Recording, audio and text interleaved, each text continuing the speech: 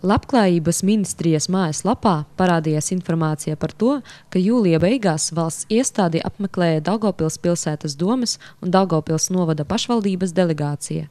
Tikšanās laikā it kā tika apspriests jautājums par centra Skalkulni slēgšanu. Kā zināms, vietējā vara ir kategoriski pret dotās sociālās iestādes slēgšanu un cīnās par tās saglabāšanu.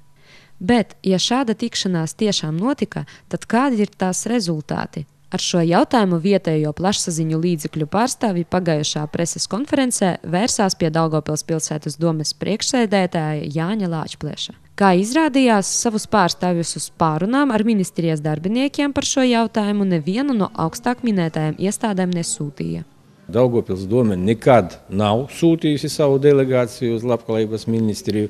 Tātad vai nu tur bijuši kaut kādi politiķi, kas ir nedaudz viltvārži šai gadījumā, vēl jau vairāk, ka šīs delegācijas darbs un viņas nostāja par Kalkūnu bērnu nama tālāko likteni kategoriski neatbild pašvaldības nostājai.